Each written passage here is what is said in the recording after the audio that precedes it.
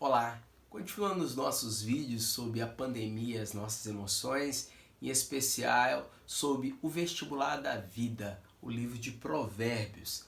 Estamos falando sobre esse livro tão, é, tão peculiar que nos vai ajudar muito nessa pandemia, porque Provérbios é o livro da sabedoria. E como precisamos de sabedoria para lidar com as nossas emoções, com as situações que estão à nossa volta, que essa pandemia trouxe como crise existencial, como crise que nos traz às vezes transtornos, que nos enche de tantas dúvidas, tantas incertezas.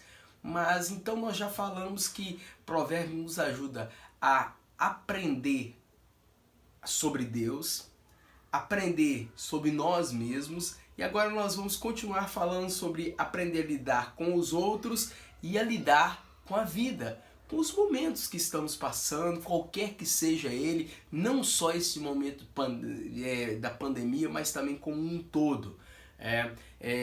Lembro ainda e ressaltar para você que Provérbios são 31 capítulos. O que Provérbios são 31 capítulos? É muito legal, que dá para você ler um Provérbios por dia. E aí seria, vamos dizer, os meses que tem 31 dias, daria para encaixar perfeitamente um capítulo em cada dia. Os dias assim que tem 30 dias, você lê 2 capítulos aí, que seria muito rápido, muito legal. Mas Provérbios, ele nos traz esse alívio, nos traz informações preciosas.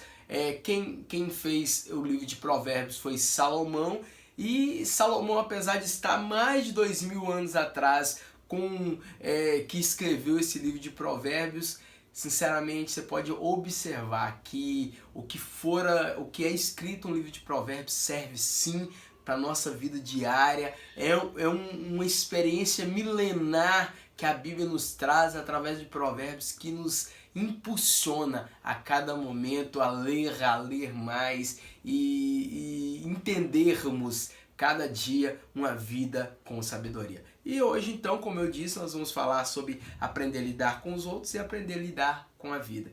Então, aprendendo a lidar com os outros, no livro de Provérbios também encontramos dicas para cultivar uma boa amizade de maneira saudável, respeitosa e agradável, e que nos traz grande prazer e alegria. Além disso, relacionamentos dessas natureza abrem portas para testemunharmos com eficácia a nossa fé. Nós precisamos entender isso, que num momento como esse, o livro de Isaías, se não me foge a memória, 41:6, vai dizer assim: um a outro ajudou e é seu companheiro de esforço. Nós precisamos de pessoas que nos ajudem e precisamos aprender a lidar com essas pessoas, não é verdade? A lidar dentro do nosso lar, a lidar fora da nossa casa, desse ambiente que está nos posto estressante, nós precisamos aprender a lidar. Então a primeira coisa, a amizade se faz com simpatia. Provérbios 11:30 diz assim: o fruto do justo é a árvore da vida, e o que ganha almas, sábio é. Um olhar amigo alegra o coração, uma boa notícia faz a gente sentir-se bem. Provérbios 15:30. O que há de melhor para se compartilhar com um amigo que não é notícias boas, agradáveis, palavras de esperança. E Provérbios nos mostra que a simpatia é um ótimo veículo de evangelização. Olha que coisa interessante. O livro de Provérbios vai nos mostrar que fazermos amizade se fazer ela com simpatia, com alegria, a gente precisa estar num momento às vezes de caos, mas não precisamos ser portadores de palavras de caos. É verdade. Toda notícia tem uma maneira de se mostrá-la, e tem uma maneira de você dar ela de uma forma agradável para as pessoas que ouvem. Sim, por mais avassalador que seja, nós podemos ainda dar uma palavra de alegria, uma palavra de esperança às pessoas. A amizade se faz com envolvimento. Em todo tempo amo um amigo, e na angústia se faz um irmão. E na hora da dor, do temor, da angústia que os verdadeiros amigos se mostram. Quem pode contar com amizade autêntica possui um tesouro precioso. Que coisa magnífica! Nesse tempo de pandemia, não quero menosprezar um ou outro, mas você vai observar de fato quem são pessoas que são os seus verdadeiros amigos, amigos mais chegados.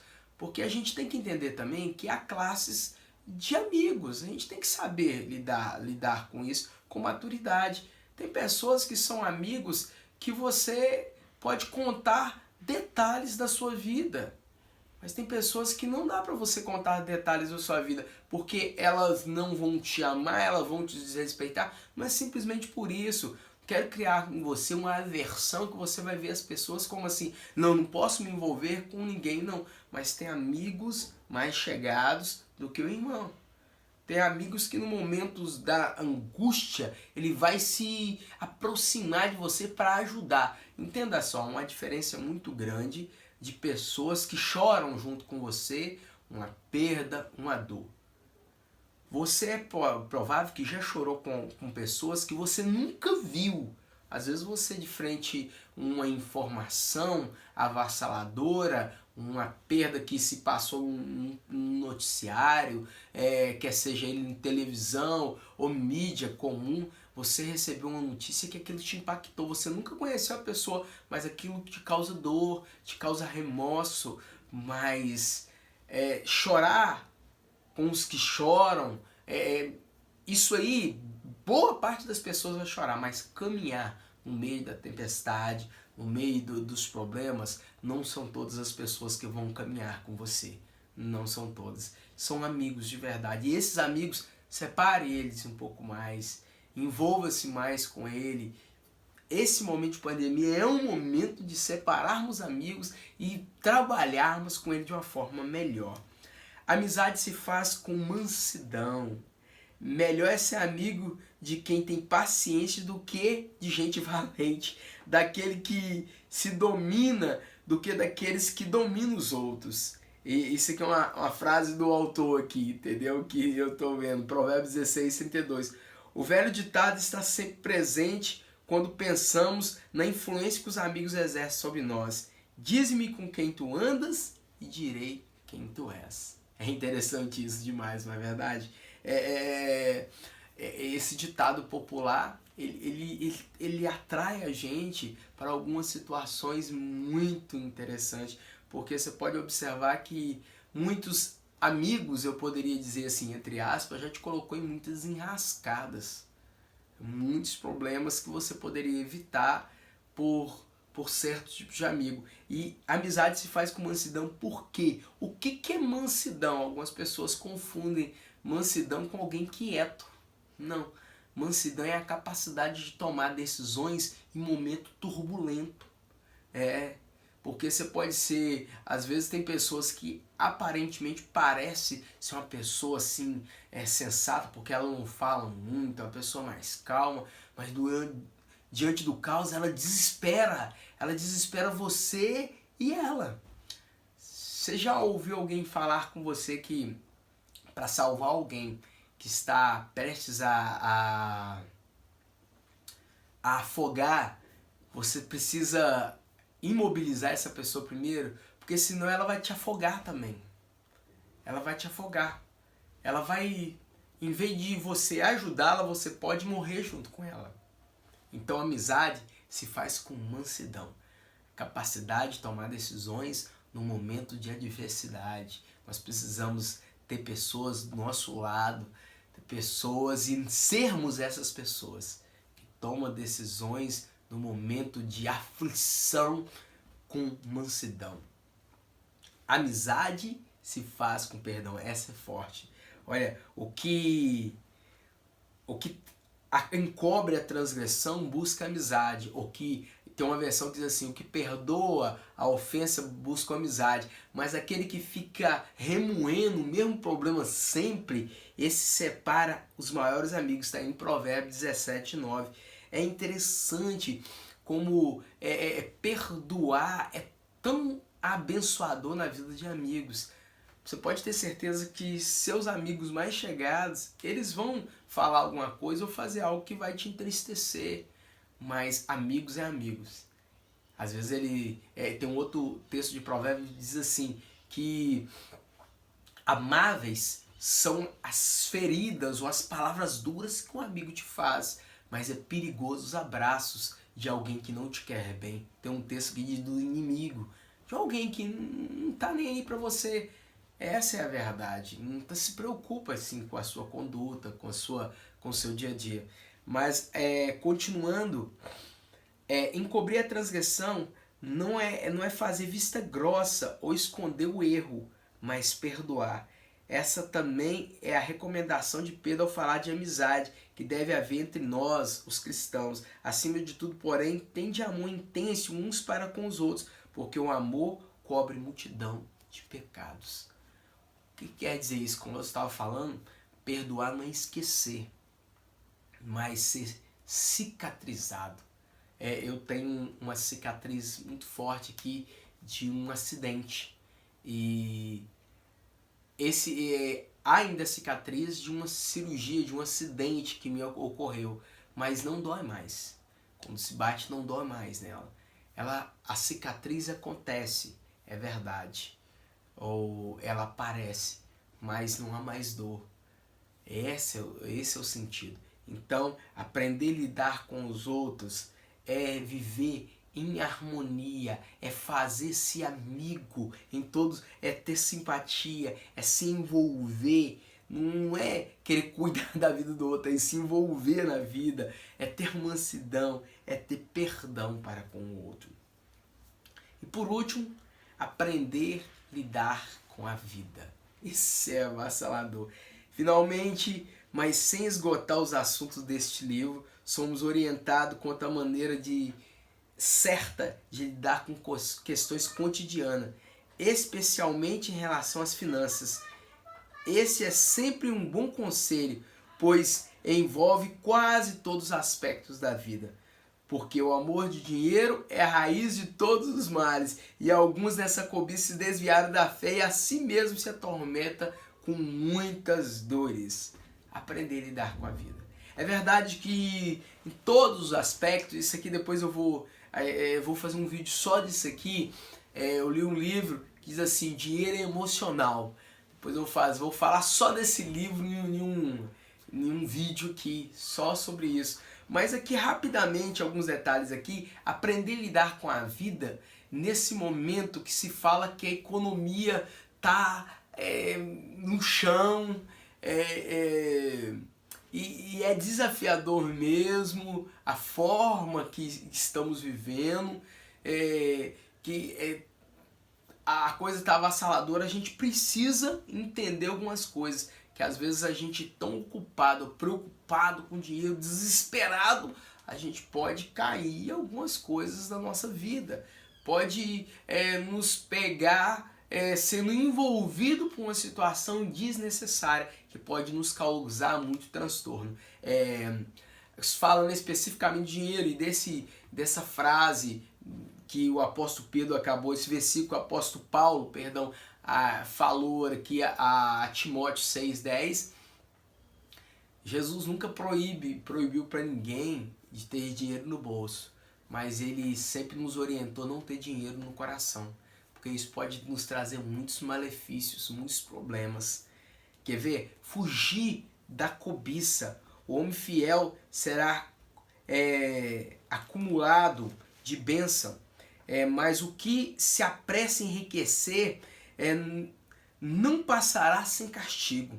Aquele que tem olhos invejosos corre atrás das riquezas, mas não sabe que pode lhe vir penúria e abandono ou tristeza. Isso é muito sério. Ser próspero não é pecado, mas sim isso deve acontecer como fruto de um trabalho honesto e dedicado. Por outro lado, quem tem pressa de enriquecer acabará tendo de abrir mão de certos princípios que comprometerão mais tarde a sua vida. Isso é interessante, porque às vezes eu tenho um outro texto que a cobiça é um caminho muito tênue, é a mesma coisa da ganância, Davi é uma pessoa gananciosa de fato. Provérbios 1,19 diz assim: a ganância rouba a vida de quem a possui. A pessoa nunca está satisfeita com o que tem, nunca está satisfeito, nunca está satisfeito. Então, uma coisa que a gente precisa entender para fugir um pouco da cobiça, da ganância, é aprender a ser mais grato pelo que temos. E pararmos de chorarmos tanto pelo que não ainda conquistamos. Eu não estou falando de ficar acomodados.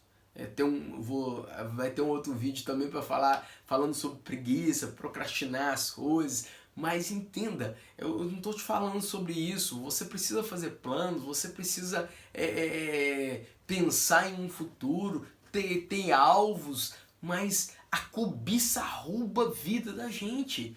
Então vigia nessa área aí. A gente tem que aprender a demonstrar contentamento. Provérbios 16:8 diz assim: ser honesto e ter pouco é melhor do que ter um lucro com desonestidade.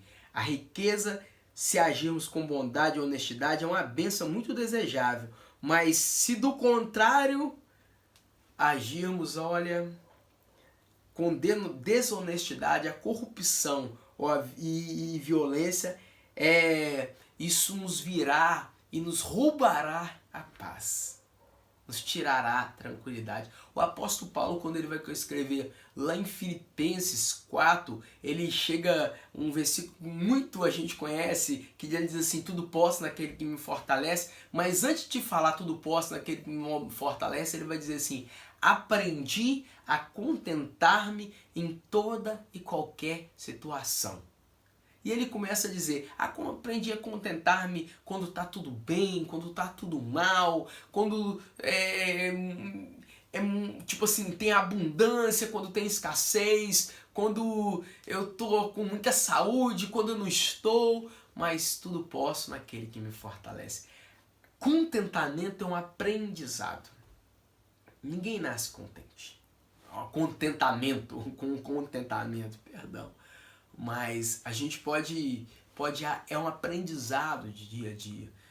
Por exemplo, esse momento que vivemos de pandemia, você pode, ou eu, podemos aprender a estar contente com o que temos. E não é simplesmente olhar para um lado e ver a desgraça alheia, o que o outro está passando de ruim e o que eu e você estamos passando bem. Não é isso, mas é nivelarmos por cima, olharmos o que é o padrão de excelência que podemos viver e o que nós estamos, como nessa caminhada, nessa nossa vida que é uma maratona, podemos fazer honestamente e estarmos demonstrando contentamento pelo que temos e começarmos a planejar um futuro promissor. Terceira coisa, exercer a generosidade. Provérbios 11:25 diz assim: a alma generosa prosperará, o que dá alívio, alívio receberá. Nossa, esse tempo, às vezes eu e você quando fala assim, exercer a generosidade, você não tem dinheiro, ninguém está tendo dinheiro, mas antes do dinheiro tem outra coisa que o mundo está carente. Ainda mais agora nesse momento de isolamento social, de distanciamento, que somos um povo afetivo, de abraços, de aperto de mão, estamos de certa forma proibidos disso. Hoje o mundo está precisando de um abraço. Pode ser um abraço virtual, sim, mas um carinho, uma palavra de ânimo. É exercer generosidade, é você ter compaixão, se colocar no lugar do outro, ajudando o outro. Ninguém tem tão pouco que não pode ajudar. Ninguém tem tanto nessa vida que não precisa também de uma mão generosa para auxiliá-lo. Quer ver uma coisa? Um grande homem, se não me foge a memória, foi Bill Gates. Bill Gates que contou essa história. Sim, Bill Gates. Que antes dele ser tão rico como ele é agora, tão rico, não tão bilionário, né? Um dos homens mais ricos do mundo, ele estava para sair, para entrar numa aeronave, no aeroporto, e ele queria comprar um jornal, só que ele percebeu que ele estava sem dinheiro. O camarada, o jornaleiro, virou para ele e falou assim, não, pode ir, isso aí tá de graça, você não preocupa não. Quando der, você me paga. E isso passou o tempo, ele se tornou o homem que ele é, assim, explodiu, muito dinheiro. E ele lembrou daquele jornaleiro e foi lá falar com o jornaleiro que ia pagar a ele. Aí o jornaleiro virou para ele e deu uma lição tão linda. Falou assim, olha, quando você estava numa situação menos favorável, eu te dei aquele jornal e ele tinha um valor. Agora, na posição que você está, se você quiser me pagar esse jornal, o valor não é o mesmo. Entenda, tem momentos da minha e da sua vida que um copo de água que alguém te der, um jornal, ele tem um valor. Depois de um tempo, aquele valor é incalculável. É incalculável, porque uma atitude de generosidade não se paga. Ela literalmente, não sei, não me lembro se tem essa palavra, mas ela é impagável. Mas se tiver, desculpa nós aí. Mas é dessa forma. Quarta e última coisa para aprendermos a lidar com a vida é descobrir a verdadeira riqueza. Olha, Provérbios 22, 1 e 4 diz assim, mais vale o bom nome do que muitas riquezas, e o ser estimado é melhor do que a prata e o ouro. O galardão da humildade é o temor, e o temor do Senhor são riquezas, a honra e a vida. A riqueza pode trazer prestígio e fama, mas o nome limpo na praça e boa reputação só são conquistados com humildade, vida com Deus e um bom testemunho. Isso dinheiro não compra. Que eu e você possamos entender isso com muita clareza, que a verdadeira riqueza é ter um nome prestigiado. Sim, porque tem muitas pessoas que às vezes até têm um nome na mídia social como pessoas assim que muito ricas, mas algumas pessoas falam bem assim, quando se aproxima dessa pessoa é arrogante, prepotente, soberba, e elas só estão rodeadas de pessoas porque ela tem no momento dinheiro, mas elas sozinhas, elas sabem que elas não têm ninguém. Elas aparentemente compram pessoas, mas comprar pessoa não é comprar caráter, não é comprar amizade, não é comprar alegria, não é comprar paz. Não, então entenda o que de fato é a riqueza da nossa vida. Dinheiro não compra. Precisamos aprender a lidar com a vida. Então, recapitulando, aprender a lidar com a vida é fugir da cobiça, ser mais generoso ou sermos mais gratos, demonstrar contentamento, aprendermos isso, exercer generosidade, descobrir o que é de fato a verdadeira riqueza. Para concluir, Provérbios de Salomão foram escritos especialmente para mim e para você, pois esse quer nos torná-los alguém cheio de sabedoria, juízo e potencialidades. Provérbios 1, 2 e 4 chega a dizer, esse provérbio pode tornar sábio uma pessoa sem experiência e ensinar todas as pessoas a serem ajuizadas. Aproveite bem esse livro de provérbios, porque ele de fato é um vestibular para a nossa vida, para a nossa história. Que Deus te abençoe, que nessa pandemia eu e você possamos entender que com sabedoria vindo do alto nós vamos passá-la e só vai ter história para contar de uma pandemia que veio na nossa vida, mexeu com as nossas emoções, mas nós superamos pela graça, bondade e a sabedoria vindo do alto. Forte abraço, até o próximo vídeo. Que Deus te abençoe.